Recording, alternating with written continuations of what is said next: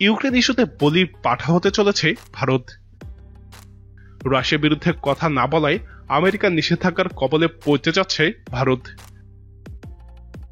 মার্কিন স্টেট ডিপার্টমেন্টের একজন সিনিয়র কর্মকর্তা কংগ্রেসকে বলেছেন, রাশিয়ার কাছ থেকে অস্ত্র কেনায় ভারতের বিরুদ্ধে নিষেধাজ্ঞা দিতে পারে আমেরিকা। তিনি আরো বলেছেন, ইউক্রেনে আগ্রাসন চালানোয় রাশিয়ার পক্ষে না থাকার জন্য ভারতকে চাপে রেখেছে আমেরিকা। দক্ষিণ এশিয়া বিষয়ক assistant secretary of state Donald Lu সিনেটকে বলেন, রাশিয়ার কাছ থেকে সামরিক সরঞ্জাম কেনা দেশগুলোর বিরুদ্ধে নিষেধাজ্ঞা দেওয়ার বিষয়টি খুবই গুরুত্বের সঙ্গে বিবেচনা করছেন প্রেসিডেন্ট জো বাইডেন। ভারত সম্প্রতি রাশিয়ার কাছে থেকে S-400 এয়ার ডিফেন্স সিস্টেম কিনেছে। ভারতের অধিকাংশ অস্ত্র কেনা হয়ে থাকে রাশিয়া থেকেই। এরপর রাশিয়া থেকে S-400 মিসাইল সিস্টেম কিনেছে ভারত। আর এই মিসাইল কেনার ঘটনাতেই মূলত আমেরিকার রোশানলে পড়েছে ভারত, এমন তথ্য উঠে এসেছে মার্কিন সূত্রেই।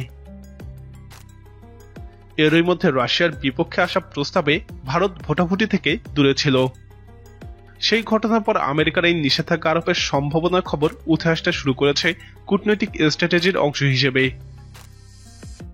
জানা যাচ্ছে, আমেরিকা CAATSA আইনের আওতায় মার্কিন প্রেসিডেন্ট খুব শিগগিরই সিদ্ধান্ত নিতে চলেছেন ভারতের S-400 মিসাইল কেনার ইস্যুতে।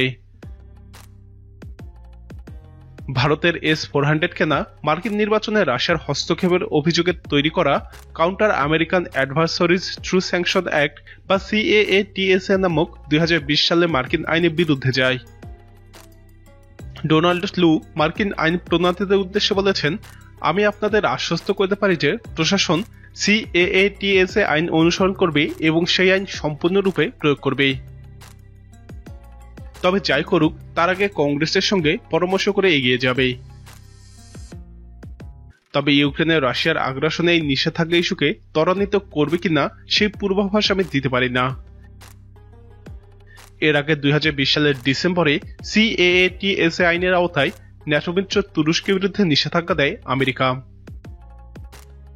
সেই সময় রাশিয়ার কাছে থেকে S-400 এয়ার ডিফেন্স সিস্টেম কেনার কারণে তুরস্ককে F-35 ফাইটার প্রোগ্রাম থেকেও বহিষ্কার করে আমেরিকা। রাশিয়া থেকে ইতোমধ্যে 2 ইউনিট S-400 ক্ষেপণাস্ত্র ব্যবস্থা ভারতে এসে পৌঁছেছে।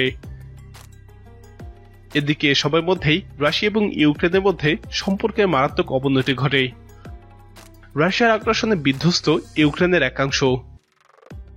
এদিকে সামনের এপ্রিলে আরো 3 ইউনিট ক্ষেপণাস্ত্র ব্যবস্থা রাশিয়া থেকে ভারতে আসার কথা রয়েছে। প্রিয় দর্শক, ভারতের উপর আমেরিকার এই পদক্ষেপকে আপনি কিভাবে দেখছেন? আপনার মতামত কমেন্টে জানান।